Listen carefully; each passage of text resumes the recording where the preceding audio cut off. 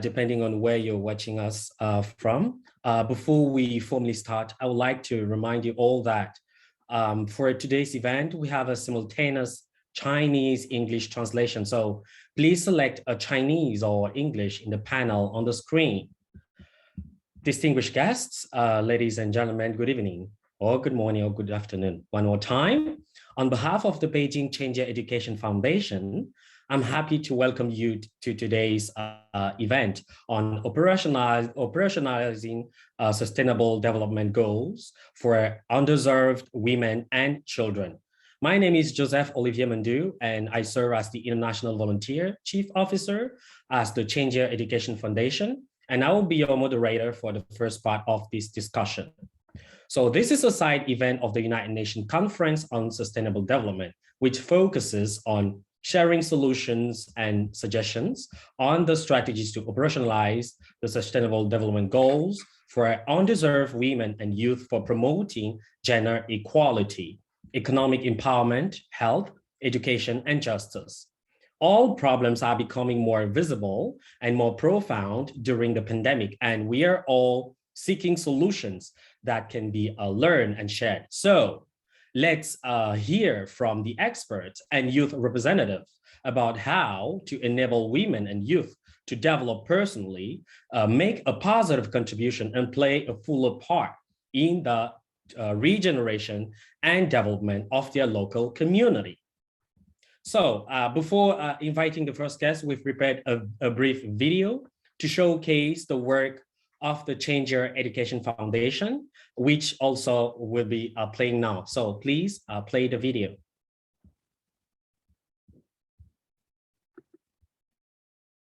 Promote women's role in sustainable development. Chinese NGOs must take international responsibilities. As the Chinese non-governmental organization in special consultative status of the UN Economic and Social Council, Beijing Change Your Education Foundation is committed to AIDS prevention and control education for adolescents and public welfare undertakings for women and children. Change Your projects cover 28 provinces and cities in China, with a total of 30 million beneficiaries, of which 60% are girls and women who got access to fair education and development opportunities. We've established contacts with many international organizations such as UNAIDS, UNESCO, and many institutions in China from developing countries. Together, we share experience, train personnel, provide funding, jointly promote the protection of the rights and interests of women and children, enhance the role of women in sustainable development. We hope to join more global forces to achieve the UN 2030 Sustainable Development Goals as scheduled and create a better future for women around the world.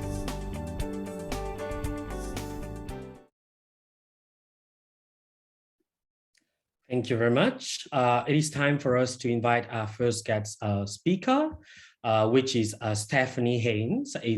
She's an award-winning journalist, author, and teacher whose work has focused on the intersection of human and environmental sustainability. She's currently the lead climate change and environment writer for the Christian Science Monitor, where she focuses on the way how resilience, courage, and creativity can shape our response to global crisis. She spent years as an international correspondent based in Johannesburg, South Africa, and has written broadly from the United States, Sub-Saharan Africa, and the Caribbean. Ms. Stephanie Haynes, the floor is yours. You're welcome. Thank you so much. And thank you to the United Nations and the organizers of this very important panel discussion. I'm grateful to be here. My name is Stephanie Haynes, and I am a writer and a journalist. For 20 years, I have been reporting on many of the issues that we are talking about today. I write a lot about women, about children, and about the environment. Today, my reporting focuses mostly on climate change, which is a factor that needs to be considered in any conversation we are having about operationalizing the Sustainable Development Goals. As you all know, we, as a global community, are facing huge challenges. We know that the impacts of climate change are here. And we know that without worldwide action, scientists believe that both warming and extreme weather events will accelerate. That means not only more and more severe storms and droughts, but also cascading effects like food shortages, healthcare challenges, and migration. We also know that climate change does not impact the world equally. Vulnerable populations, including women and children, have been and will be most affected by a warming world. In fact, in my line of work, people often push back when journalists write that we are starting to see the impacts of climate change. Because for many people, the impacts are already here and have been. They're already suffering. But there's one other thing I know, which I think is most important for this conversation. I know that I don't have the one solution to these problems. And I'd venture, perhaps, that nobody else at this wider United Nations forum does either. That might sound negative, but I don't mean it as such, and I'll try to explain. First, let me back up. I work for the Christian Science Monitor. This is a news organization that began in 1908 with a brave new mission. The paper's founder, a woman named Mary Baker Eddy, said she wanted a newspaper to, quote, injure no man, but to bless all mankind. She didn't want to just repeat the negativity and problems in the world. She wanted to shine a light on those places where goodness and kindness and love existed. If you step back and think about it, that's amazing. It was amazing for her time and for ours. It was certainly countercultural to how journalism worked back then, and one might argue how it works today. And it is a mission that sometimes seems hard to follow when we are looking at the very difficult challenges that we are facing in the world. But because I've been lucky enough to do my job with the Monitor, I've been able to work on finding these sources of light. And here's the thing, they are all over the place. From remote parts of sub-Saharan Africa to inner city America to the capitals of Europe and Asia, I have collected stories of people who are making changes in their own lives. Sometimes they're small, sometimes they're big, but they are all making the world better by extension. I have watched these individual stories of love and creativity transform into society-wide progress. So when I say that I don't have the one solution, it's because nobody does. But lots of people have lots of solutions. And their stories hold important lessons for this key question of operationalizing. Here are some of them. First, outsiders often don't know the real problems. We think we can look at a vulnerable group somewhere and may even think that because we know concepts and systems, we understand what the real problems are. And sure, we might understand the surface level causes and effects of things like discrimination, climate change, or economic structure. But we need to listen to stories. Really listen. And then we need to help enable people to finish their own stories, to decide what actually needs fixing, and to design how that happens. Secondly, the solution to these problems are going to be different everywhere. The development community talks a lot about scale, ramping up, and implementation from a traditional top-down model. Sometimes there's a component of local input, but in practice, the decision-making is centralized. But as we are seeing with the climate change and other big issues, many solutions come bottom up. Instead of scaling, perhaps we should be thinking about networks and creativity. We should think about sharing stories in the way of the Monitor to help prompt this connection and locally focused action. Third, instead of problems and concepts, we should lean into values. This sounds controversial, especially in my home country of the United States, where the concept of values has often been politicized or criticized as a sort of colonial approach. That's not what I'm talking about. I am talking about deep human values that transcend culture and ideology. I'm talking about dignity, love, hope, resilience, and cooperation. We should be having conversations and telling stories about these values and how to further them. I believe the practical solutions stem from this conversation, and that is especially true when we are talking about climate change or discrimination against women and children. Putting these lessons into practice requires a systems shift of how the international development world operates. But it is an important shift, and it's one that paves the way for a new story. Thank you so much for all of your work on these important issues. Thank you very much.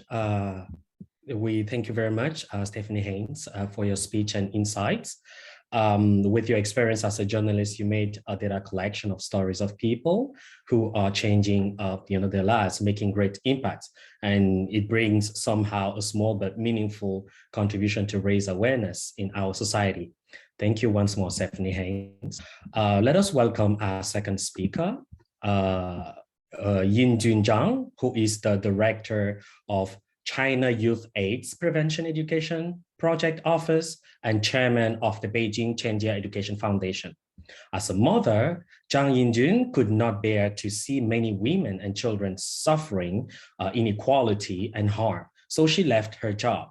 For 16 years, she devoted herself to protecting and empowering women and children, and promoted many policies changes and people's deep-rooted backwards ideas. She has infected many people to come in and help the development of growth and vulnerable women and children. 10 millions of people have benefited from her work. So the floor is yours, Yingjun Zhang. Let us welcome. Ladies and gentlemen, welcome to our side event.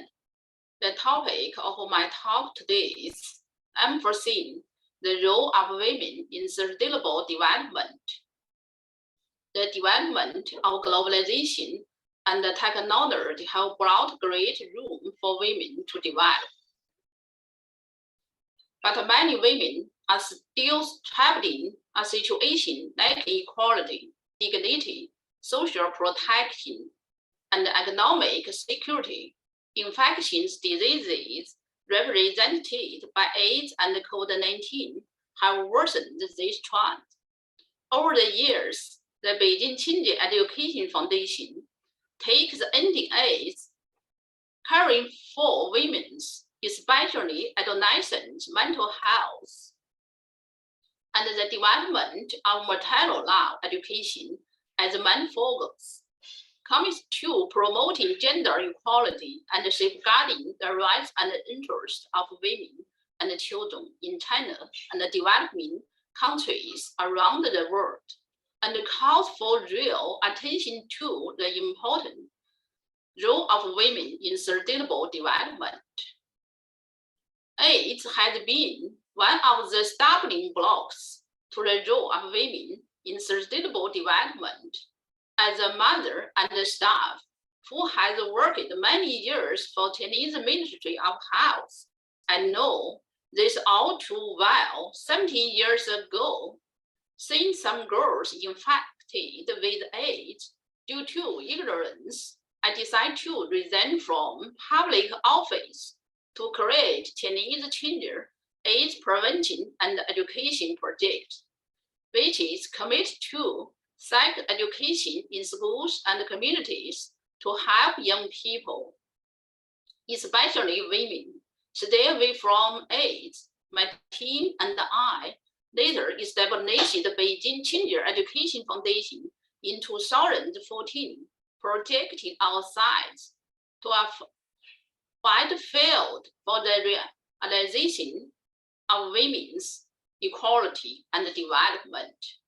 We have now carried out public welfare projects in more than 1,200 schools and communities in 28 provinces in China, trained more than 13,000 teachers, supported more than 34,000 children in need, and benefited more than 30 million people, of which 60% are female. Promoting women's role in sustainable development depends much on women themselves. More than 2/3 of our team are women who work hard and ask for no return. Among them, Yang Chongyan has carried out AIDS prevention education in Yunnan, the border province of China, for more than a decade. Her team visited almost all local schools and villages to disseminate AIDS prevention and sex education knowledge, to send grants for struggling students affected by AIDS. They successfully reduced the number of local underage women pregnancy from 3 digits to a single digit, effectively curbed the spread of AIDS in local areas. She had realized her unique values as a woman in promoting local sustainable development, and had been highly appraised by UNAID. China's public welfare projects have the change of the gender discrimination culture, training a group of qualified sex education teachers, funded many girls of successfully complete basic education, ensured their access to fair education and development opportunities. Through publicity and advocacy, the awareness of girls' protection in families, schools, communities, and society has been raised, and the spread and occurrence of HIV, unsafe sex, school bullying, and sexual assault have been effectively reduced. Government is important to promote the role of women in sustainable development. Based on the work I have done in the past 20 years, Chinese government has entrusted me many work functions in China's political consultation, democratic supervision, such as Director of the China Economic and Social Council, and the Deputy Director of the Central Committee, and the Deputy Director of the Central Committee for Women and Children of the China Association for Promoting Democracy. I made full use of these platforms to conduct in-depth research on public statement, actively contribute to the entry of AIDS prevention and sex education into Chinese law and policies. Promoting women's role in sustainable development requires more platforms to speak out. Beijing Qingji Education Foundation held 2 sessions of Decent World Women's Forum, invited more than 100 outstanding female representatives from various countries and regions to discuss women's empowerment and the building of our communities with a shared future for mankind. Ms. Puri, Deputy Director General of UN Women, Ms. Irina Bokova, former Director General of UNESCO, and Mrs. Chong Tai-kyu, wife of former Secretary General Ban Ki-moon, sent congratulatory letters to the forum. Since 2020, Beijing Qingji Education Foundation has held 3 consecutive mothers take their children to read and protect their earth theme activities during World Earth Day and the World Work Day. Advocates putting mothers at the center of family and children's education and promote maternal now education and the spread of maternal now. This will also be the focus of our work in the future, because we have always believed that women are the most important force for change in the world. And the improvement of women's status will bring about increasing a woman's social and labor participating rates, which not only contribute to the development of the micro-social economy, but also conducive to enhancing the ability of family development, improving the health of family members, increasing investment in children's education, and eliminating the intergenerational transmission of poverty. To promote the role of women in sustainable development, NGOs in China must take international responsibility as a Chinese non-governmental public welfare organizations with special consultative status with the EcoCircle. Over the years, Beijing Change Education Foundation responds to the Belt and Road Initiative, actively promotes folk diplomacy, set up communication mechanisms with the United Nations agencies in China, established friendly and cooperative relations with more than 10 overseas foundations or associations, invited international friends as ambassadors of NAP, participated in meetings of United Nations agencies and international organizations, and donated to foreign countries for the fight against AIDS and COVID-19. The protecting of the rights and interests of women and children requires sustained attention and active response of international communities and countries. Beijing Change Education Foundation hopes to cooperate with friends from all over the world to create a better future of women. Thank you very much. Thank you very much for the amazing sharing, and we can definitely learn a lot from your rich experience. Without further ado, let's move to the next speaker, Barrister Justina Abaoye Ajala. She's a United Nations Fellow for People of African Descent, member of the Parliament of the State of the African Diaspora, SOAD, one of the most influential people of African descent, MyPad, and a Global Peace Ambassador of the World Youth Organization, WYO. She's the president of African Diaspora in China Network, and as well as an exceptional legal practitioner with years in legal practice. She is currently pursuing her doctorate degree in international law focused on women's rights at Beijing Institute of Technology. Barrister Justina, the floor is yours. All right, thank you so much.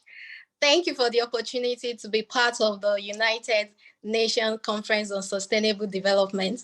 My name is Justina Akende Obaoye. I'm a legal practitioner, president of African Diaspora in China Network, and a PhD student of International Human Rights Law, focused on women's rights at the Beijing Institute of Technology. Today, I will be speaking briefly on women and children's rights and make recommendations on implementation of the Sustainable Development Goals for vulnerable women and children. Women and children are the most vulnerable in any society. In order for them to be protected, have good well-being, and enjoy fundamental human rights, the United Nations established the Sustainable Development Goals, SDGs, the human rights treaties such as the Convention on the Elimination of All Forms of Discrimination Against Women, CEDAW, and the Convention on the Right of the Child, CRC, to address issues that pertain to women, gender equality, and children. These mechanisms have played vital roles in the eradication, prevention, and protection of women and children. Women around the world continuously and regularly suffer violation throughout their lives, and realizing women's human rights has not been fully achieved. women do not still enjoy equality with men. Achieving equality between men and women requires a comprehensive understanding of how women experience discrimination in various forms, from childhood to adulthood, and implementing appropriate measures of discriminatory laws that protect them. The emergence of the COVID-19 pandemic threatened the health and well-being of already vulnerable children and women. These women and children include refugees, internally displaced persons, women, children living with disability, and informal workers who have limited or no access to quality health care. The global pandemic continues to affect life and livelihood around the world. The effect of the global pandemic can be seen in the world's economic and regressive effect on gender equality. The global pandemic has a significant impact on the rights of women and children, which before the pandemic was limited. How much more with the global pandemic, which has hit the world? Women and children are the most vulnerable, and they are the most actually affected by the impact of the pandemic. During the pandemic, many women have been affected by the loss of income, employment, increased childcare, and domestic work overload for little or no pay, violence against women, work-related discrimination, which further heighten injustice and inequality. Therefore, in order to implement sustainable development goals for vulnerable children and women, I would like to make the following recommendations.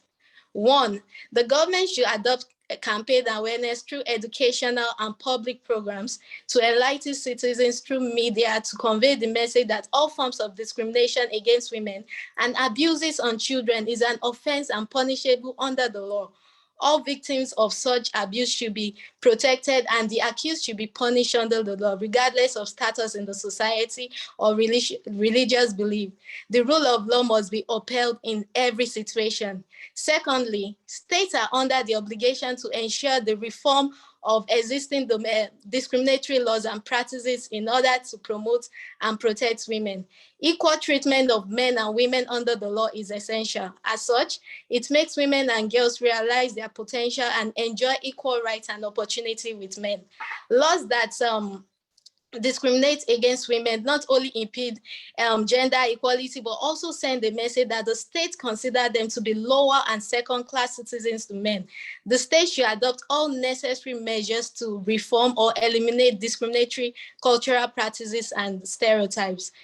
3, there is the need for the government to invest both financial and human resources into providing better education at all levels, thus ensuring that vulnerable children receive good education during their ordeals.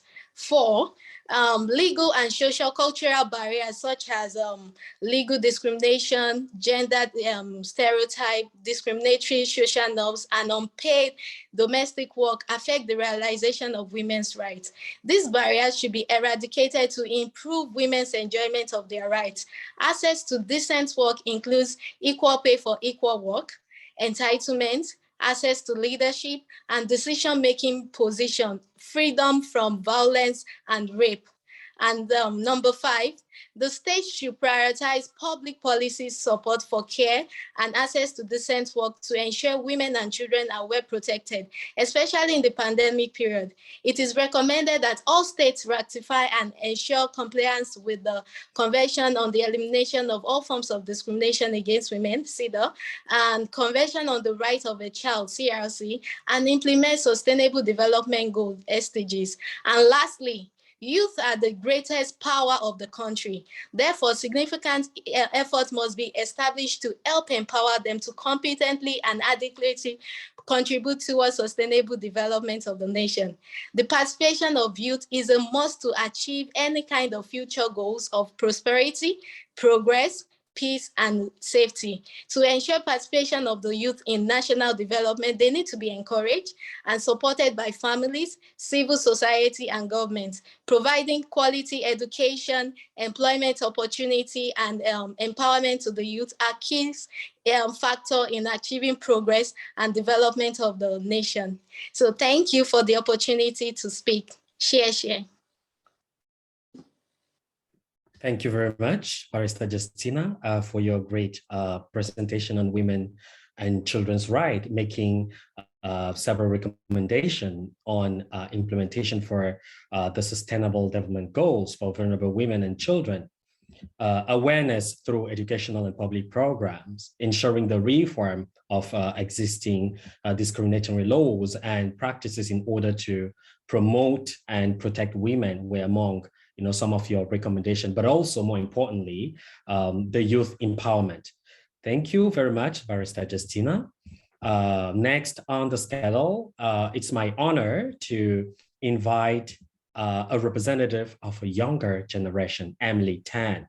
Emily Tan is a 17-year-old Chinese American student studying in the US. She currently serves as the president of the Association of Chinese Students of Private Schools of America.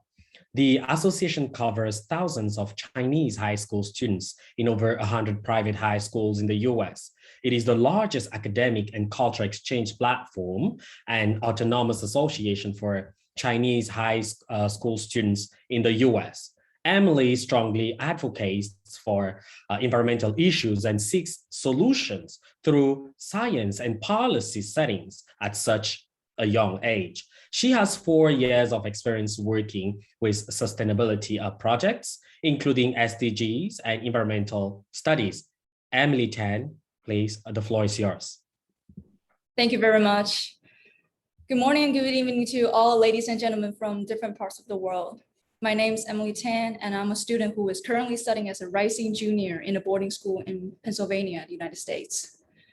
I serve as the president of the Association of Chinese Students of Private Schools of America and have 4 years of experience working with sustainability projects, including SDGs and environmental science. With these experiences, I generally care about global issues as a 17-year-old youth. It's my honor to participate in this conference and share my own experiences and opinions on matters about underserved women and children. I'm an American with Chinese heritage and experience a dual cultural background. I hope my diverse thinking and knowledge will help me to solve problems from different perspectives. Nowadays, issues on underserved women and children are more evident and severe, mainly due to the pandemic. In this speech, I will address this issue from 3 aspects: improving AIDS education, providing higher quality fundamental education, and giving more job opportunities. It will be extremely hard for underserved women and children to apply for their rights if the above measures are not implemented. In other words, it's hard for them to find their value in the society. Thus, our question is how to help these underserved populations see their importance in the society. Health should always be the priority for underserved women and children, and AIDS is currently a vast problem among them. According to the UN AIDS statistic, in 2022, 20.2 million girls and women live with AIDS, and that is 53.6% of all people living with AIDS. Furthermore, due to the poor financial situations that most of these people hold, many of them do not have the choice to cure themselves rather than just passing it down to their children, which expands the size of this population group. Based on the problem's seriousness, schools must start giving better AIDS prevention education, including sex education and mental health counseling.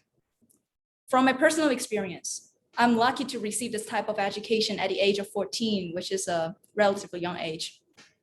My school not only invites professors and gives lectures about this topic, but also makes AIDS prevention a mandatory course for all students to take. As a student with no knowledge about AIDS, I was shocked by the adverse effects it can bring to people and how wide it has already spread. Emotions like this are helpful to the learning since it raises students' awareness of this issue and thus will receive the knowledge with their full attention. Furthermore, education on this topic can benefit children a lot since most children do not understand the meaning of AIDS and the possible ways for them to get infected. This lack of awareness can lead children unknowingly to engage in risky behaviors. Therefore, education and prevention starting at a young age are crucial. And providing them with knowledge like this will ultimately reduce the rate of AIDS infection in children. Moreover, AIDS should not be the only disease that we need to pay attention to. Prevention education on other diseases that are highly contagious should also be done better. With a good, healthy body condition, we may proceed to the next step. Receiving high quality fundamental education is the most direct and efficient way to find one's value, since it provides a person with more knowledge, insight, and opportunities. At a relatively younger age, children still have the chance to receive such high quality fundamental education. And the only problem is how. To improve the education system for underserved children, better teaching resources, including teachers, teaching materials, environment, etc., are crucial. Unfortunately, even though we do have volunteers to take on the responsibility of teaching in poor areas, a lot of them are not professional. And due to the pandemic, it's more unlikely for the limited number of volunteers to provide classes in underserved areas. Thus, it's difficult for the children in underserved areas to acquire equal teaching resources as the children in served regions do. However, something else that the pandemic gives us is the experience of online classes, which may be a practical solution to this problem. The biggest and most important premise to achieving this goal is good internet infrastructure, which is significantly lacking in poor areas. Considering internet infrastructure requires strategic planning and massive investment, it's vital that governments and NGOs take on the responsibility and work collaboratively to found and implement a solution. Although online study makes up the academic part of the problem, education is way more than just teaching children what the book says. It's also practice and exploration. Thus, it's still necessary to have in-person volunteers to assist in teaching children and help them to explore the world. I started engaging with the League of Charity Public Welfare this summer and learned a lot about kids having trouble receiving education in poor areas in China. In this league, we call on all the high school students to join us and volunteer as assisting teachers in schools in poor areas. Under the current circumstances, it's crucial that we, as students with privilege and advantage, be aware of the situation and engage with the solutions. We are the same generation, and therefore should be the ones that care about them the most. Nevertheless, some people are already past the most suitable age to receive fundamental education, so how can we help them? For this group of population, their biggest problem right now should be how to survive in the society. Due to the harsh environment given to these people's growth, many have some untapped skills. For example, many women living in poor areas in China possess abilities such as weaving and crafts. However, because of their poor educational background, they rarely qualify for jobs in urban areas. Plus, the lack of transportation is also the major barrier to employment. Therefore, providing them with a platform to connect with the outside world is essential, eventually leading to more work opportunities for them to apply their skills in real life and recognize their own values. However, on the other hand, some women do not have particular skills that match the outside world's demand, which becomes a problem for them. I had the privilege to have a deep conversation with a senior partner from one of the Big Four accounting firms about this program that they participated in called vocational rehabilitation. This program gathers people that are mentally disabled and provides them with training and manageable work to do, such as making soaps and candles. At the same time, companies have the social responsibility to employ some disabled people. Even though most of the disabled people do not meet a normal standard of employment, companies like the Big Four still come and participate in this program in person and employ them as their employees. In this way, although these people do not do professional jobs like all the other employees in the company, they still get paid by the companies for working and develop a sense of personal value. Furthermore, companies also benefit from participating and customizing products they need to either utilize inside a company or give to their clients as a unique present. This is an excellent and creative way to help disabled people realize their value in the society, since their products are actually being used and given as valuable gifts. This kind of rehabilitation gives these disabled people something that medicines cannot provide, which is the sense of belonging. The individuals in the program and the companies mutually favor each other, creating a close, sustainable cycle. Referring back to our topic today, the mode of this program can also be applied to underserved the women and children. The core concept of the success achieved by the example above is that the companies are great-minded. They do not only create job opportunities for people that meet their professional demands, but also for those who do not necessarily match their criteria of employment. Although it's not easy to create a mutual advantage cycle, It's still worthy for the companies to be more responsible, creative, and enthusiastic in building a harmonic environment that helps all people. To sum up my speech today, I ask you to consider three things. First, education on prevention of diseases such as AIDS is essential and should be done better. Second, online classes should be provided to students in poor areas, which requires the support from governments, NGOs, and in-person volunteers. Third, more jobs can be provided to the underserved population if all companies start to realize and fulfill their social responsibility. When talking about helping needy people, donation is always the most straightforward and common solution that people come up with. And it is, in fact, efficient and helpful. However, I do believe that we can do better at solving the problems by looking at the root causes. And in this case, that's helping the underserved women and children to find and see their values in the society. Thank you very much. Thank you. Thank you very much, Emily Tan, for sharing your insightful experience with us. So let's move to the last speaker of the first section of our discussion, with inviting Dr. Paul Mallet, who is the president and co-founder of CBI Consultant in Vancouver, Canada. His company, CBI, is a group of professionals who provide communication and instructional support to children and adults with disabilities.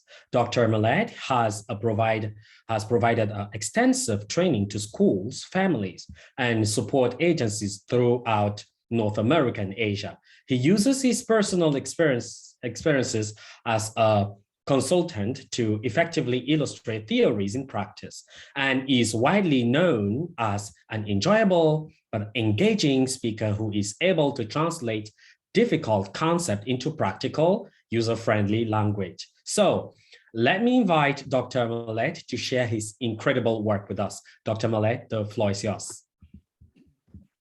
Thank you for the opportunity to address the United Nations Conference on Sustainable Development. I'm Paul Mallet, president and co-founder of CBI Consultants in Vancouver, British Columbia, Canada. This is our 30th year providing research-based inclusive training and consultation to governments, schools, families, and agencies, supporting children, youth, and adults with disabilities. To date, we have supported more than 10,000 people worldwide. And I first met Nelson Tao, director of Beijing Shenzhen Education Foundation, Zoo8 Autism Fund, 20 years ago. We shared a vision of bringing inclusive practices and training to China. CBI Consultants is currently partnering with Beijing Shenzhen Education Foundation to empower children and youth with autism and other developmental disabilities to achieve personal development, make positive contributions, and lead quality inclusive lives. As identified by the World Health Organization and the United Nations fact sheet on persons with disability, approximately 15% of the world's population, or an estimated 1 billion people, live with disabilities. They are the world's largest minority, and they are among our most marginalized and vulnerable global citizens. This is particularly true of women with disabilities. Women with disabilities are recognized as multiply disadvantaged, experiencing exclusion on account of their gender and disability. Women and girls with disabilities are particularly vulnerable to abuse. According to UNESCO, 90% of children with disabilities in developing countries do not attend school. The global literacy rate for adults with disabilities is as low as 3%, and 1% for women with disabilities, according to a 1998 UNDP study. Globally, persons with disabilities are also excluded from employment opportunities. An estimated 386 million of the world's working age people have some kind of disability, says the International Labor Organization. Unemployment among persons with disabilities is as high as 80% in some countries. Often, employers assume that persons with disabilities are unable to work. This is particularly true of persons with autism and other developmental disabilities. In this group, unemployment rates are as high as 90%. The good news is that we now have decades of inclusion research to change this trajectory of discrimination, exclusion, poverty, and abuse of children, youth, and adults with disabilities within a sustainable development framework. Specifically, there are predictors and interventions that promote personal development, inclusion, and persons with disabilities contributing more fully in the regeneration and development of local communities. These inclusion predictors are strength-based person-centered planning and support, inclusion in regular education, paid employment, and direct instruction in self-determination and life skills. These are the predictors and interventions that CBI has been demonstrating during the past 30 years and are the inclusion practices and training that we're bringing to China in collaboration with Nelson Tao and Beijing Shengxia Education Foundation. Historically, people with disabilities were viewed as uneducable, and the focus was on deficits and what the person could not do versus what they can do. In North America in the late 1980s, inclusion researchers introduced strength-based person-centered planning to replace deficit profiles. Strength-based person-centered planning is central to inclusive practices across the lifespan. The second predictor in inclusive adult life for children and youth with disabilities is access to and full participation in regular education. Most importantly, inclusive early childhood education with a focus on social emotional development and behavioral competence in all children. Research is clear. Children who are emotionally well-adjusted have a greater chance of early school success. And social, emotional, and behavioral competence in young children predicts their academic performance in the first grade over and above their cognitive skills and backgrounds. Researchers in North America have demonstrated the efficacy of an inclusive early childhood education model referred to as the teaching pyramid. The teaching pyramid model is based on evidence-based practices to support the social emotional competence of all children, including children with the full range of disabilities from learning disabilities to autism. And there are 3 tiers of evidence-based practices in the pyramid model. The first tier involves universal promotion practices focused on the development of positive relationships with children, families, and staff, and the use of classroom practices that prevent problem behavior, support the engagement of all children, and support the development of social skills.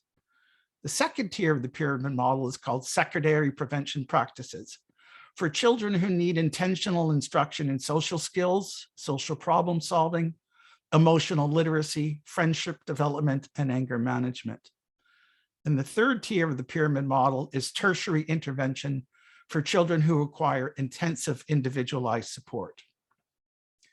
Investing in evidence-based inclusive early childhood education is arguably one of the most important sustainable investments a nation can make. Currently, in collaboration with the Beijing Shengxia Education Foundation, we are prototyping training on inclusive early childhood education in the pyramid model for educators and families in China. In inclusion research and practice, the 3-tiered logic model illustrated in the teaching pyramid extends through primary and secondary school years. All children, including children with disabilities, receive education together with universal, secondary, and intensive interventions provided to promote the academic, social, and behavior competence of all students. The third predictor of an inclusive adult life for children and youth with disabilities is a paid job during the teen years. There is more than 3 decades of supported employment research showing that everyone, regardless of degree of disabilities, can be employed in inclusive paid work with the right support. Supported employment revolutionized employment services for youth and adults with disabilities. Currently, supported employment involves an employment specialist that assists youth and adults with disabilities to secure paid, inclusive work to the benefit of the employer and the person with a disability. The business case for hiring individuals with disabilities is compelling. The business gets job performance at or above the standard of employees without disabilities. The retention rates of employees with disabilities is high, and consumers are more likely to purchase from a business that employs people with disabilities. Inclusive employment positively impacts all quality of life domains. This includes personal development, self-determination, interpersonal relations, rights, social inclusion, emotional well-being, physical well-being, and material well-being. Currently, CBI Consultants has a supported employment grant with the Government of Canada. We provide supported employment services to youth with autism, developmental disabilities, and other disabilities across Canada. To date, we have placed more than 400 youth with disabilities previously deemed unemployable in inclusive paid jobs. We will be collaborating with Beijing Shenzhen Education Foundation to bring customized employment practices to China. The fourth predictor that children and youth with disabilities will achieve personal development, make positive contributions, and play a fuller role in the regeneration and development of local communities is self-determination instruction. Quite simply, being self-determined means making things happen in a person's own life, instead of others doing things for them or for them. People who are self-determined know what they want and how to get it. They choose and set goals, then work to reach them. They advocate on their own behalf and are involved in solving problems and making decisions about their lives. They may not have to do everything for themselves, but instead they make or cause things to happen in their lives that improve the quality of their lives. Research indicates that persons with developmental and intellectual disabilities will not become self-determining, self-directing individuals without direct instruction, resulting in a marginalized, low-quality life. With direct instruction on self-determination, the converse is true. Individuals are setting goals, achieving those goals, positively contributing to their communities and leading quality, inclusive lives. At CBI, we have piloted a self-determination curriculum for high school students with disabilities in 55 schools throughout British Columbia, Canada. We are revising the curriculum and will have it available for people worldwide in September 2022. In closing, in collaboration with the Beijing Shenzhen Education Foundation, our goal is to train and support teachers, families, agencies, and business in China to implement research-based inclusive practices. CBI and the Beijing Shenzhen Education Foundation intend to demonstrate that these practices promote gender equality, access to education, economic empowerment, and improved quality of life of children and youth with autism and other disabilities. And finally, that inclusion benefits all members of society. Thank you for the opportunity to speak with you today. Thank you. Thank you very much, Dr. Mallet, for your brilliant remarks. You expressed collaboration with the Beijing Shenzhen Education Foundation to train and support teachers, families, as well as agencies and businesses in China to implement research-based inclusive practices, as such, promoting gender equality, access to education, and so on. And it is indeed together that we are stronger and that we can achieve those sustainable development goals. This concludes the first part of our discussion. And let me invite my good friend, Olivia, who will be the moderator for the second part of today's discussion. Olivia? Yeah, thank you so much, Olivia. And next, I'm pleased to invite Mrs. Han Zhou. Mrs. Zhou is a director of the International Department of Beijing Shenzhen Education Foundation, council member of Beijing Mingyuan Institute of Education, and the consultant of China Fanzhao Education Technology Company. Over the years, she has been coordinating international R&D projects of environmental protection and biodegradable materials, and participated in the education projects of Sun Jinling Children's Foundation as a volunteer. Yep, the floor is yours, Mrs. Han Zhou. Thank you. Thank you, Alicia. Ladies and gentlemen, dear friends, welcome to side event. The topic of my talk today is fighting for the rights of women and children, needs joint efforts of the whole world. In midnight of June 10, 2022, 4 young girls were brutally beaten up by 7 men and 2 women after refusing sexual harassment at a restaurant in Tangshan City, which is less than 200 kilometers from capital Beijing. When video taken by surveillance camera was put on the internet, it shocked the whole nation. The government and Ministry of Public Security quickly reacted. All 9 suspects have been arrested and face legal trials. However, the discussion is still going on.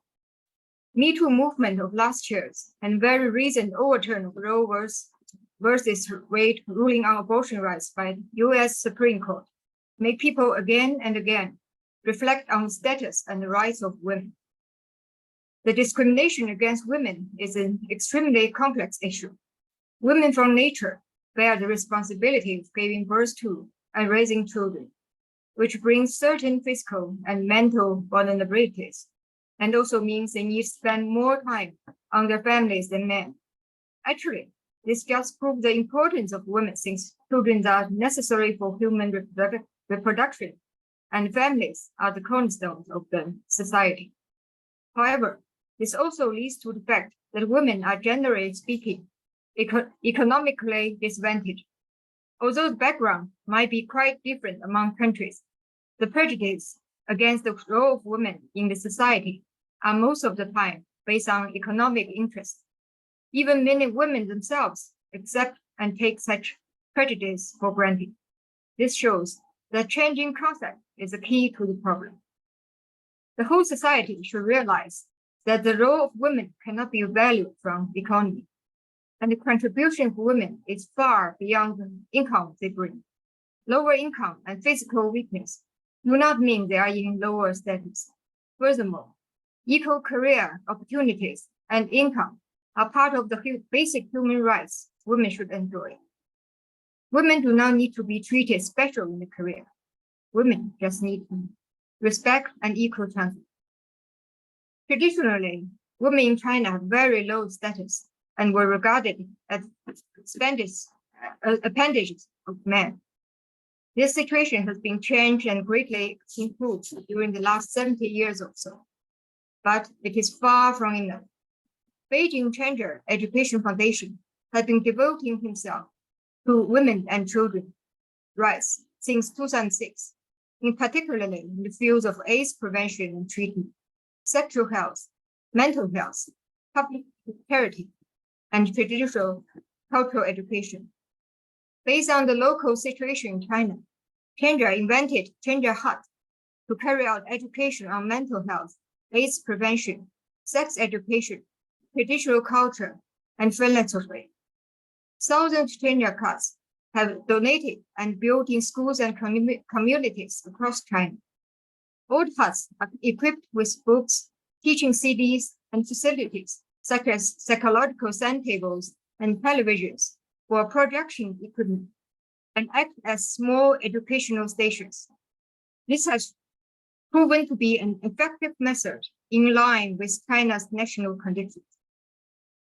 Besides building Gender Huts, Gender Project organizes public welfare activities such as teacher training and parent courses, carries out relevant researches, publishes teaching materials, and develops curriculum. There are also direct financial aids for poor students. Gender promotes love education in schools with AIDS prevention and treatment, sex education, mental health education, and public welfare charity education as core contents, aiming at developing a healthy personality in children, cultivating the literature and ability of young people to love. For thousands of years, sex education has been a taboo in China.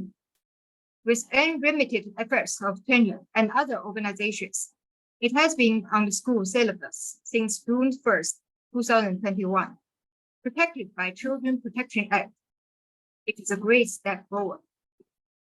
These activities have benefited more than hundreds of millions of students, teachers, and parents in China directly, influenced billions of people, and has gained respect and support of the whole society.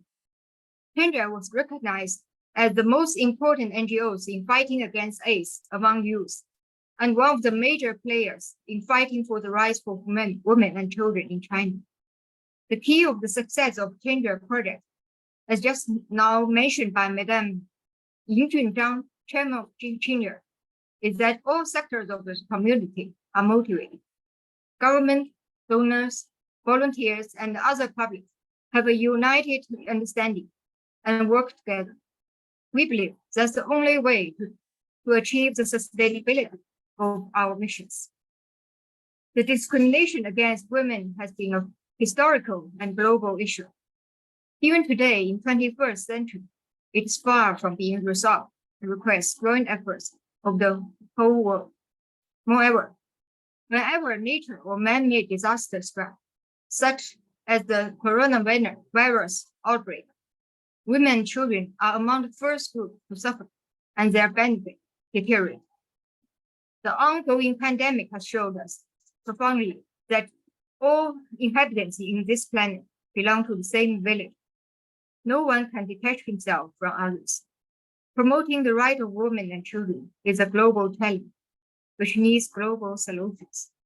India has been taking every opportunity to call for the international attention and to change the dated perception and promote scientific awareness of people.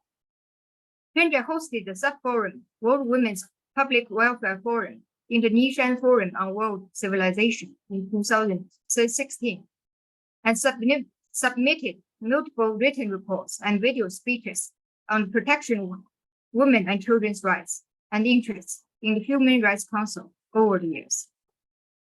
The mission of China is to promote the education of youth love, to create responsible social organization, give back to donors and supporters with good social impact, making love and kindness accessible to all.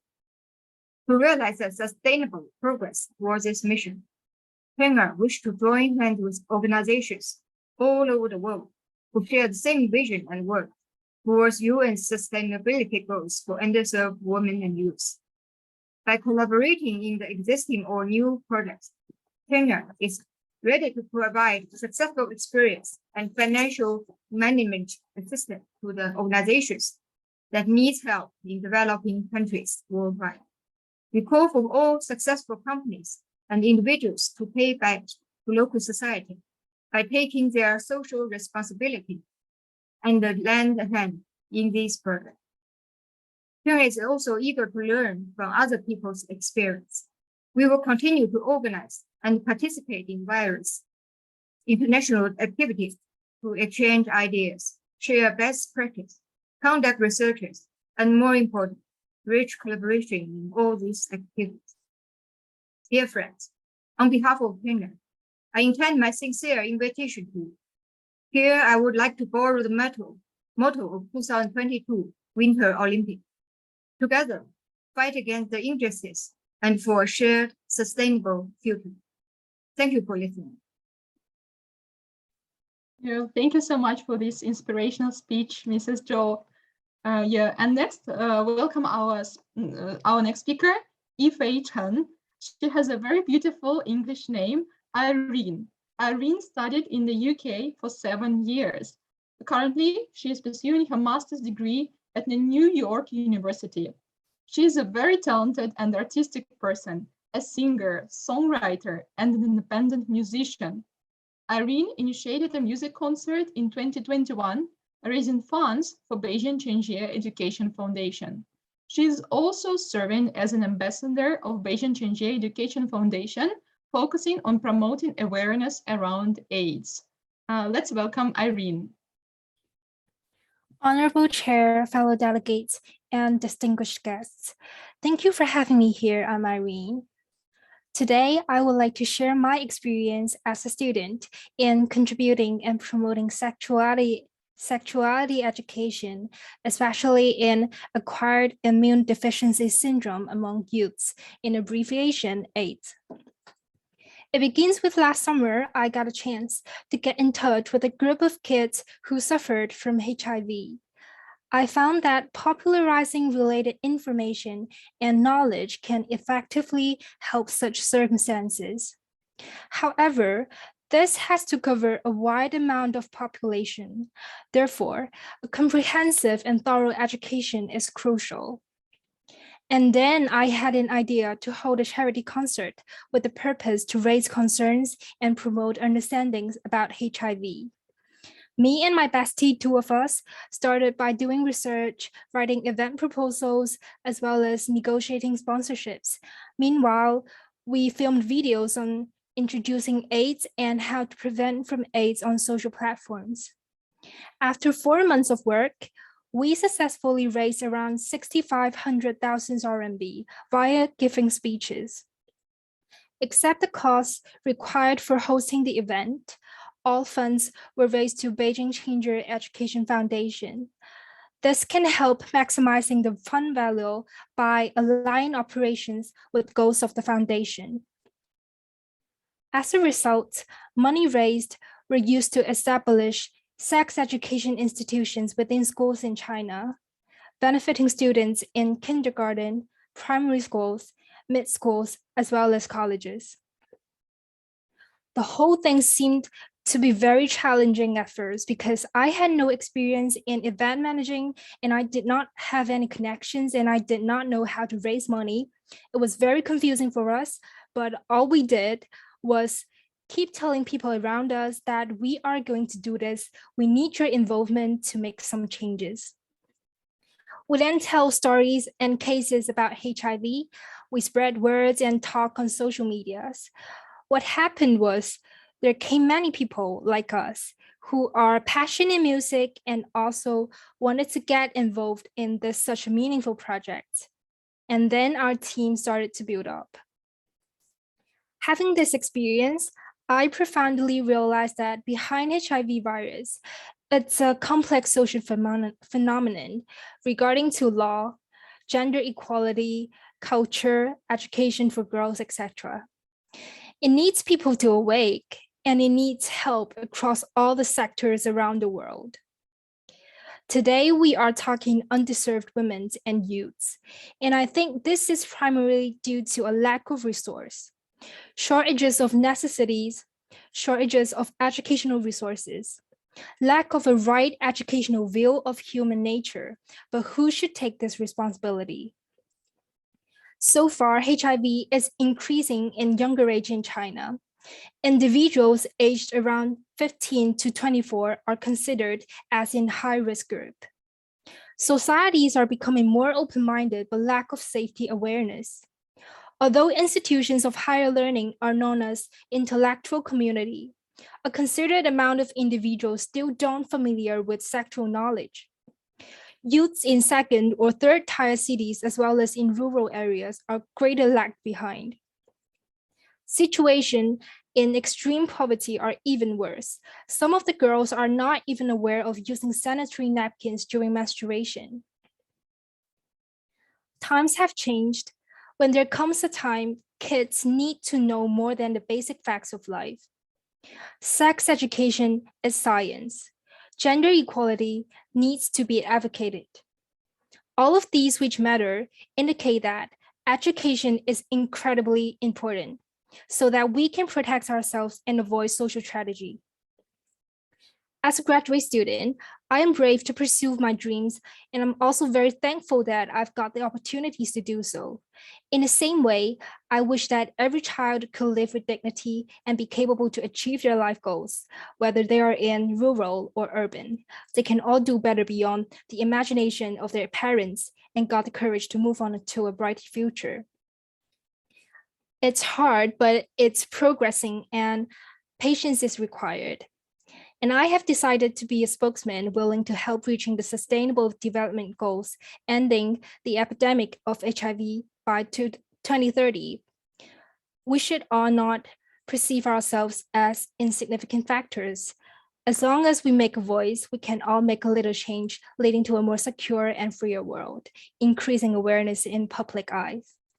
Thank you for listening, and I would end my speech by expressing my gratitude to the people who attended to this event and the organizers for providing such a wonderful opportunity. It's my honor. Thank you. Yeah, thank you so much, Irene. Your work is very meaningful and significant. Yeah, truly significant. And now let's welcome Jiaqi Xue. Jiaqi just graduated from college Alpang Beausoleil class of 2022 and already got accepted by the University of Southern California. He is a long-term volunteer for Beijing Chenjie Education Foundation. And while in high school, Jia Shi actively participated in different activities, played for the school basketball team, joined the Model United Nations, and so on. So welcome, Jia Shi. Thank you so much for your introduction. Dear United Nations, Chair, participants in the conference, and members concerning about the topic. I'm honored to take the opportunity to share my perspective to the conference main topic. I'm Felix Xue, an 18-year-old student just graduated from high school from Switzerland. As per my family's support, I had an opportunity to learn from international education and broaden my vision. And as a teenager looking into the perspective, I would like to focus it on the women who earn low income. In grade 12, I took part in a coffee project presented by our school, and we established a nonprofit company named 17G Specialty Coffee. This project dedicates to bring back the profits earned to the farmers who planted the coffee beans with high quality. During February 2022, few of the members of the company went to Kenya, one of our sourcing countries, to develop an understanding of the conditions of the farmers. Unfortunately, I was not able to attend, so I consulted the participants. According to them, the farmers were all low-income women who had to live under the poverty line. The women were all single moms who had to raise their children on their behalf. They worked diligently towards planting and growing the coffee beans. And most of the times, the working conditions were to work under extreme sunshine. Also, they will also be given a holiday, and when they came back to work, they'll be fired without any notice. They did not have enough income to meet the basic living standard, and they do not even have access to clean water and food, which are part of the 17 Sustainable Development Goals raised by United Nations. Looking from this perspective, it seems that there are people who are living in a completely different world than us.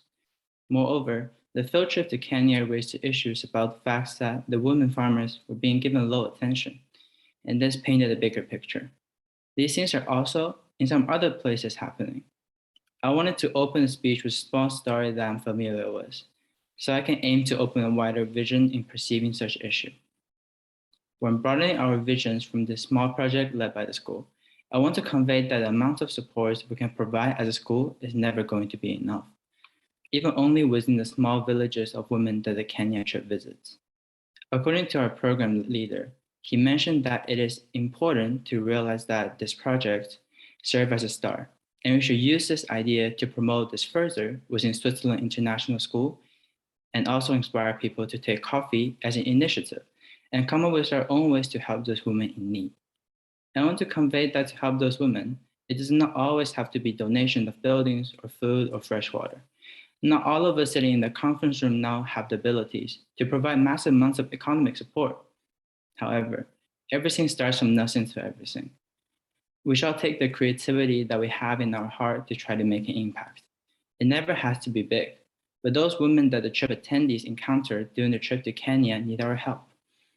And so do all the other women surviving in the same condition. As an example, money donation can be temporary.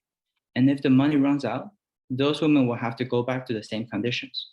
However, if we send professional workers to their places and teach them to do specialized skills, such as planting specialty coffee beans, it may be more useful for them. This skill can last a lifetime, and it may not come as useful in the short term, but it will definitely be more useful than temporary money donation in the long term. I'm not against money donation, and quite frankly, I support money donation if we had enough economic ability to do so. This will certainly help those women in need. But according to the main topic discussed in this conference, they may not even know how to use the money donated, and they may spend it on something less useful. Therefore, looking from a different perspective, having them learning a useful skill can be helpful for them as individuals. And as a community develop, if we imagine ourselves entering to a shopping mall, and most of the commodities are made up from machine, that'll be sad and not having a touch of human emotion. Therefore, why not passing the skill of crafting, planting, and so on to those women in need? In this case, we'll be more delighted as we know it was made from heart, and those women will be earning the incomes that they deserve. In conclusion, I want to take this honor opportunity to not only convey that there are women around the world who are suffering from low income and poverty. But I also want to entail that all of us can help, starting from 17G specialty coffee. Starting from the little profit we earn from selling 2 Swiss francs cappuccino to customers. My roommate always liked to use the phrase 3 milliliters. And 3 milliliters seems small, but if we all take a 3 milliliter of step, that'll be noticeable. That sounds cliche, but it is always true. Thank you. Thank you for your sharing, Judge. And next, let me invite Liu Ziping. Liu Ziping is 12 years old. She's a student coming from Sun Valley School, Dalian, China. Ziping is volunteering for Beijing Chenjie Foundation, and her school is participating in the projects by Chenjie. Just listen to these incredible facts about Ziping. She began to participate in non-profit programs since she was 8 years old. She also donated a lot to orphaned and disabled children. She participated in charity sale organized by the school. She donated books to the village elementary school library and visited elderly people and poor families. She was also financially supporting one middle school student for a very long time. Now, this student is studying at the high school. Lipin is also a long-term donor for UNICEF. Lipin, we want to listen to your story. Thank you. Yes. Ladies and gentlemen, good evening. In second grade, I began participating in public welfare activities to help more children. In the late winter of 2017, with many other caring people, my teacher launched a charity auction for needy families in the mountainous area of Chaoyang City. My family participated in the donation. We saw leaky houses, children who ran into a wall uncontrollably due to autism, and children whose mouths and eyes were askew because of polio. They were supposed to study happily in a bright classroom like me. However, I was deeply shocked by the fact that they could not go to school due to disease. So I felt I should do something, and I actively participated in the public welfare activities. In 2018, my mother and I came to Jilin City with other volunteers to help build a library for the needy students there. I began subsidizing a junior high school student with my New Year's money since 2019. These public welfare activities motivated me to more actively contribute to others. In 2022, I signed up for the monthly donation project of UNICEF, appealing to more people to give love to improve the lives of children. I hope my efforts can improve the situations of children in poorer areas of the world. I watched documentaries about Mother Teresa, which inspired me the most. The world should not only provide basic life security of vulnerable children, but also give them fair educational opportunities and development rights. With the current education status of needy children all over the world, I learned that for various reasons, there are still many children who are unable to go to school. According to UNICEF, 123 million school-age children in the world are out of school, accounting for more than 1 in 10 of the world's school-age children. Some of the reasons these children are unable to go to school include people in remote areas not being able to afford to go to school, parents making their children go out to work in advance because of poverty, and that there are a lack of school available in more remote areas of the world. Girls in particular need more opportunities to go to school because many families will try harder to keep their boys in school, while their girls end up joining the workforce earlier. The funds must be huge to ensure that more needy children can be established. A single thread cannot make a cord. I hope that governments of all countries will promote the action to expand employment, improve people's livelihoods, increase medical investment, and establish more schools so as to guarantee more children's medical care and education. And I also hope that more public welfare organizations and volunteers around the world will contribute to the improvement of children and take practical action to care for and love children in poorer areas. Moreover, team with young people from all countries through the internet can be established to raise more funds by new media and other network platforms. When done right, children in poverty all over the world can get the education security they deserve. I wish the little flame of love, can burn all over the world, that all the children in the world enjoy a good education and a better future. Thank you for your listening, and I sincerely invite you to come to China and my school. Thank you. Yeah, thank you so much, Zipin. You are a role model for all of us, for adults, and for adults too. Yeah, and today we have seen so many exceptional examples of leadership and creating a real impact on the communities. I believe that thanks to the bravery, devotion, and talent demonstrated by today's participants, we can approach closer to the solutions of gender inequality problem. We can better empower women and protect children. And not only adults are joining the movement.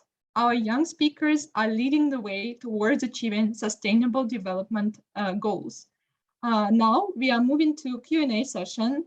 If you'd like to ask a question, please post your question in the chat. Thank you. And I'm inviting Emma to host Q&A session. Emma, the floor is yours. Thank you, Ali. I have a few questions coming in during the section. So I will be asking our speakers to answer some questions. The first question is to Justina. I'm going to, because we have some viewers from Chinese-speaking countries, so I will be reading the questions both in English and Chinese, and also I'm going to provide interpretation for some of the speakers if they speak in English. So Justina, the first question for you is, you have studied and worked in both Africa and China. What do you think are the strengths and the weaknesses of Africa and China in protecting the rights of women and children? Can both parties learn from each other? 欧宝叶小姐，您在非洲和中国都学习和工作过，您觉得非洲和中国在保护妇女儿童权益方面有哪些长处和短处？双方是否可以互相借鉴？谢谢。All right. Thank you so much for the question. I would say the protection of women and children's rights is a priority to every nation. And women account for more than half of the world's population. Therefore, the promotion of children and women's rights and gender equality is of great importance to any nation's development. Many African countries and China have ratified the Convention on the Elimination of All Forms of Discrimination Against Women, CEDAW, and the Convention on the Rights of the Child, and in order to promote the rights of the child and women. 保护妇女儿童权益是每个国家的优先事项。妇女占世界人口的1半以上，因此促进妇女儿童权利和性别平等，对任何国家的发展都至关重要。许多非洲国家和中国已经批准了消除对妇女一切形式歧视的公约，还有儿童权益公约的制定，以促进儿童和妇女的权益。Okay, so as member states, each country have the obligation to ascertain equality between men and women, take appropriate measures, including legislation to modify or abolish existing laws, regulations, customs, and practices which constitute discrimination against women. And despite the ratification, including China and African countries, the enactment of the law that affects women and children are quite slow.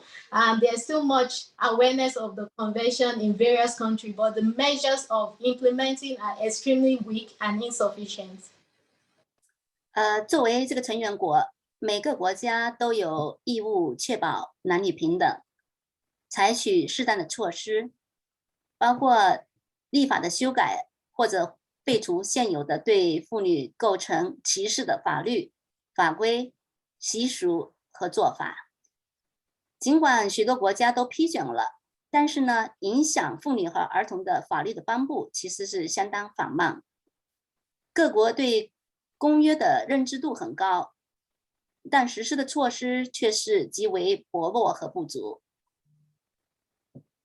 There is the Charter on Women's Rights, focuses on the protection of the rights of women and children. For example, we have the protocol of the African Charter on Women on Human's Rights and Rights, which is also focused on women, which is otherwise referred to as the Maputo Protocol. I know so many people don't know about the protocol.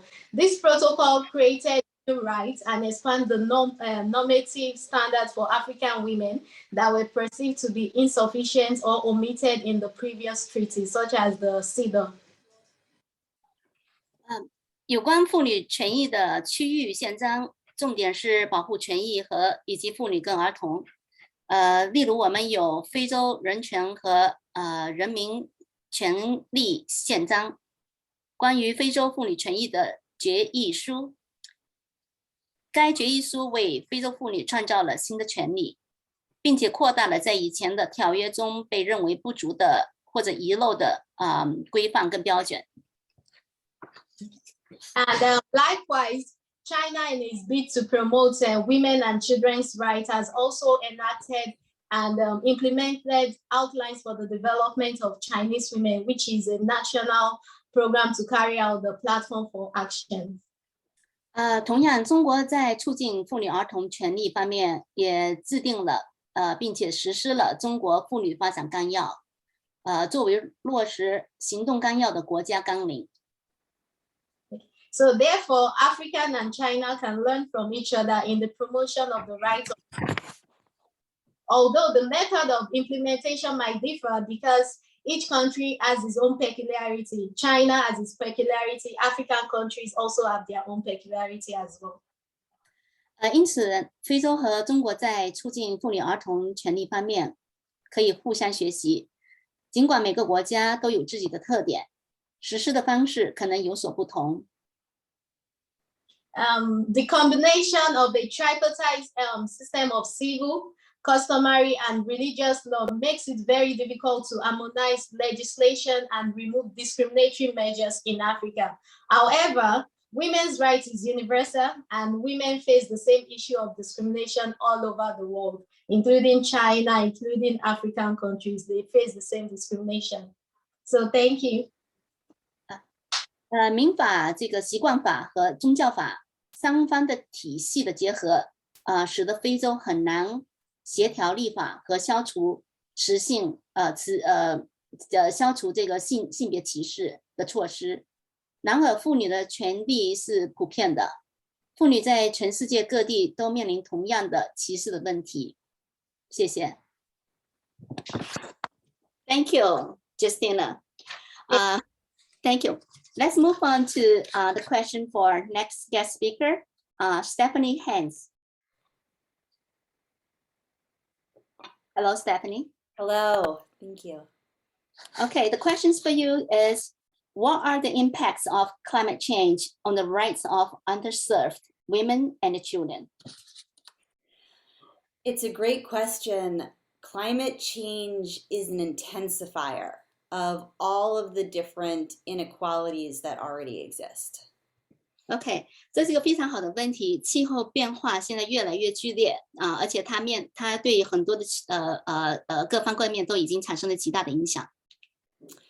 Statistics show that the vast majority of people who are displaced by climate-related disasters are women. 根据这个目前的数据统计哈，就是大部分受到这个气候变化的，其实最受这个影响的群体为妇女儿童。And when there are increased food insecurities or droughts or floods, it's women who are often left vulnerable in those situations. 当我们有这个食物的安全性的问题，或者是这个天然这个自然灾害，像洪水哈，妇女其实就在这个时刻就冲显了其实是最大的受害的群体。When there is an environmental disaster, which is more likely with climate change, when there are temporary housing situations and refugees, those situations are often put women and children at increased risk. 当自然灾害发生的时候，特别是这些自然灾害是由于这个气候变化引起的，比如说当自然这个灾害发生的时候，我们都需要暂时的居住的地点，还有这个难民，在这个时刻呢，这些人就是这个最大的受难的群体。So climate change is a factor that just needs to be incorporated when we're looking at any of these problems. 所以呢，气候变化作为这些所有的自然灾害，人为的非人为的这个自然灾害的时候呢，妇女我们整个人类地球都应该把这个环境气候的事情特别的专注这方面，因为所有的这些天灾人祸都大部分来自于这个气候变化。Thank you. Thank you. Okay. I have another question for Emily Tan, our youth speaker. Yes. The question is, as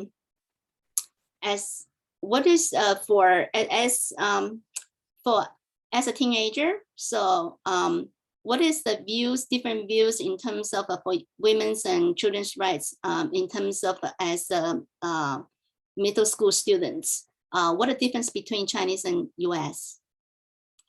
问题是你认为中美中学生在关心妇女儿童权益方面的态度、观点和做法有什么异同？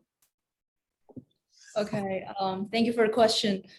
So as a teenager who has experienced both Chinese and American education, I did observe my peers' attitudes and opinions on this topic.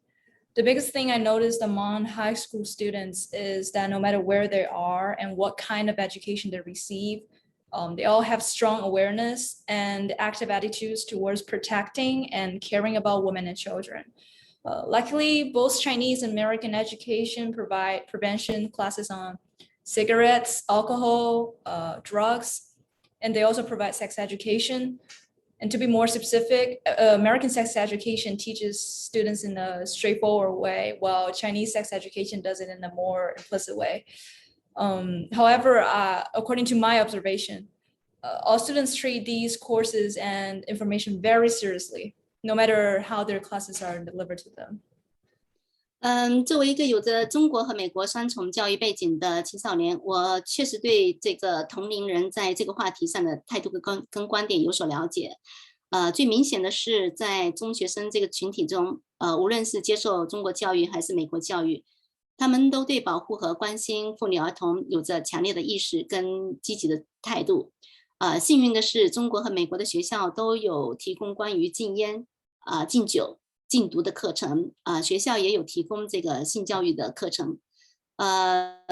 具体来说呢，就是美国的性教育以直截了当的方式来教导学生，但是中国的这个性教育则以更含蓄的方式进行。据我的观察，无论这些课程用什么样的方式教授给学生们，其实学生们都会严肃的、认真的对待。Except for education, social practice is another way to see students' attitudes towards women and children. For example, my Chinese school held a charity bazaar for helping underserved women and children in poor areas annually. And during the events, I could see that all students were actively participating from how they brought their favorite items to sell and their enthusiasm in bringing their money to the charity box. Similar experience that I have in my current school in Pennsylvania, the United States, is that my school always organizes community service events for students to participate in, and all my peers fully engage with these events every time. We went to an orphanage in our community to assist in looking after the children, and we also went to local schools to help distribute lunch for the students there. 除了教育以外，社会实践是观察学生们对妇女儿童态度的另一种方式。比如我中国的这个学校每年都会举行一次这个捐助贫困地区妇女儿童的慈善义卖活动。在活动中，从学生们售卖的心爱的物品，以及他们将这个筹款投入这个慈善箱的热情，我可以看到学生们都在积极的参与。我在美国的学校也有类似的经历，学校总是组织我们参加一些社区的活动，我们的同学也每次都踊跃参加。我们去，比如说去这个社区的孤儿院，协助这个照顾孩子，去本地的学校为其他的学生分发这个午餐。So overall, it can be clearly seen that all students, no matter receiving Chinese or American education, generally care about women and children. And moreover, I think this should be the attitude that students from all over the world should share and practice in real life. And above is my answer to this question. Thank you. 总的来说呢，无论是中国学生还是美国学生，都发自内心的关心妇女儿童。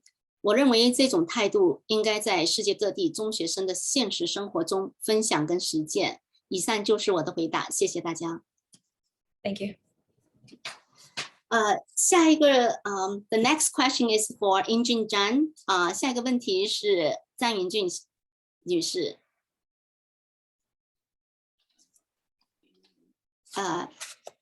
张云俊女士。好的，她可能我们先跳到另外一个问题。好，看到吗？我现在能看到你们吗 ？OK， yes，可以的，好的。您的问题是您放弃成功的事业，从零开始创办亲爱，致力于为妇女儿童争取权益，您其中遇到的最大的困难是什么？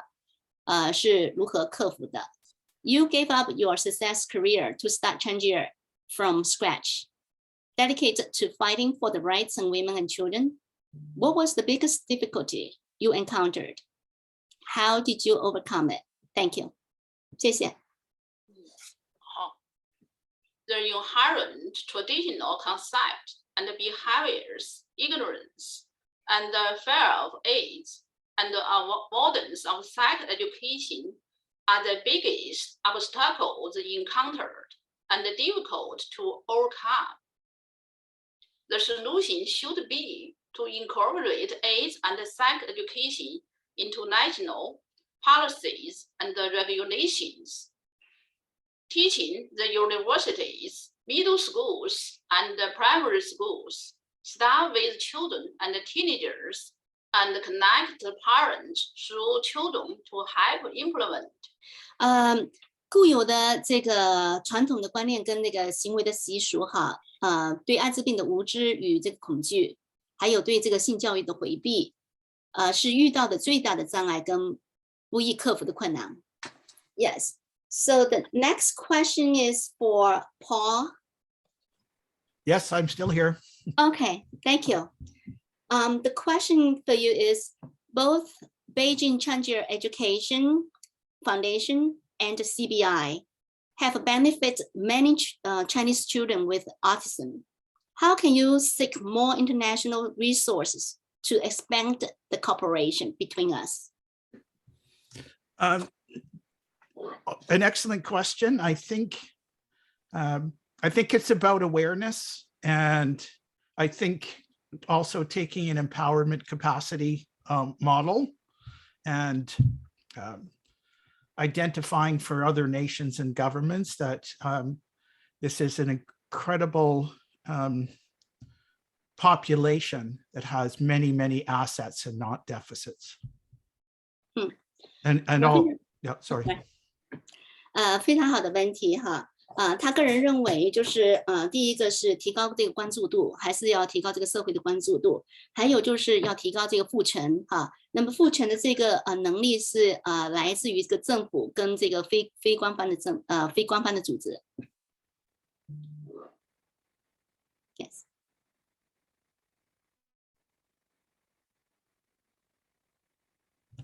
Next.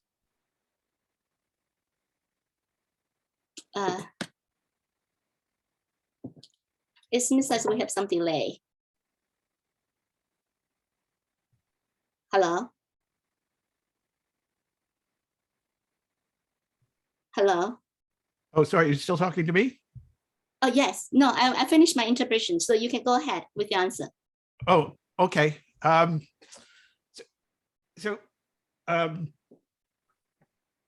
getting very sleepy now. So did I just answer about the assets versus deficits? No. Oh, okay. So I think the essential feature here is identifying for multiple governments worldwide that what in fact with this population is a credible amount of assets versus deficits, what they can contribute to our communities. And what we do know is from our school research and inclusion that the benefits accrue to all of society when we take a strength-based asset approach and see the strengths and skills in all of our citizens. 对他来说，就是他介绍一个就是这个资产跟负债的这种负值的这种概念哈，就是其实对他来说，对他的观点是从政府的角度上要多提供这个资助，因为对这个群体来说，当政府给够足够的钱，还有通过他自己对学校的研究，这个群体他们是需要这个特别的这个资源来这个关注他们哈，所以他的观点是要多一些政府的资助。Okay. Okay, thank you. Okay. Do you have more to answer? No, that's fine. That's good. Okay, thank you. Okay. So the next question is for Zhou Han.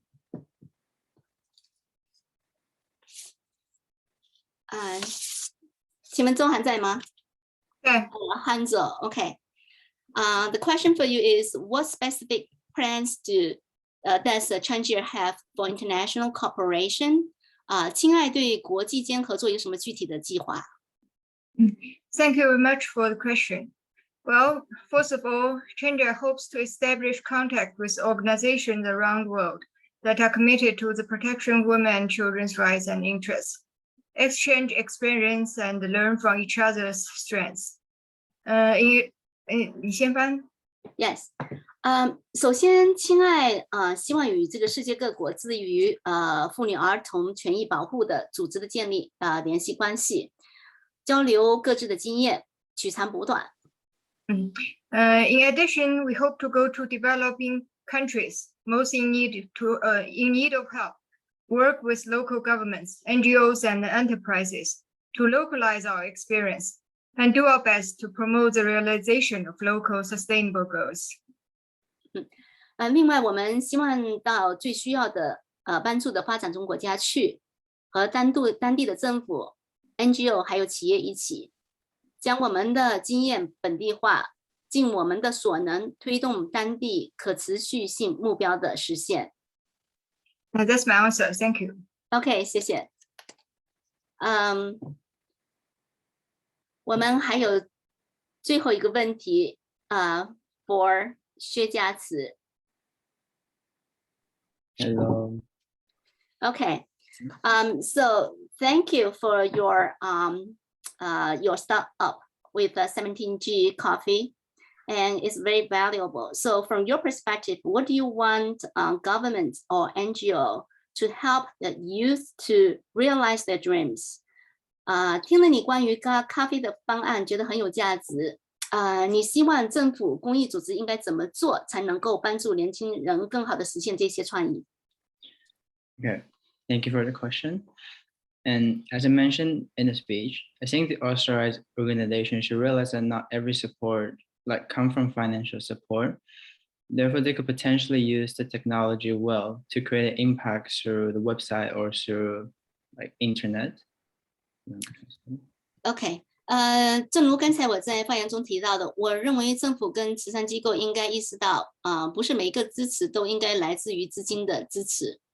因此，我认为，这些机构可以更好的利用科技，通过网站建立并产生这个影响。And this includes, like the website includes designing a competition for the teenagers to join to spread their ideas about how they want to change the world. As a teenager myself, sometimes I realize that we struggle to find a platform to present our idea. 这包括呢，就是为这个青少年设计一个竞赛，让他们参与其中，传播他们关于如何想改变这个世界的想法。作为一个青少年，有时候我意识到我们很难找到一个平台提出我们自己的想法。And sometimes the greatest idea come from the most casual talk. And this will then be easier for us to present our ideas through competitions or through different platforms. And it will help the organization to understand and contact us to let us express our ideas thoroughly so it can potentially be in practice. That's my answer. 有时候最伟大的这个想法来自于最不经意的交谈，这将我们更容易提出我们的想法哈，这将有助于这个组织了解，也联系这些年轻人，让年轻人能够彻彻底底的表现他们自己的想法，也能够将他们想法付诸于行动。谢谢。I think this concludes our Q&As. So Ali, the floor is back to you. Thank you. Yeah, thank you so much, Emma, for amazing Q&A session and translations. And thanks to all the participants for being a part of today's event on operationalizing sustainable development goals. We hope you got inspired by the speakers' hard efforts to make every field of our life more sustainable and equitable, especially for the most vulnerable members of our society, women and children. Let's work together to make change. And thank you for joining us today. See you next time.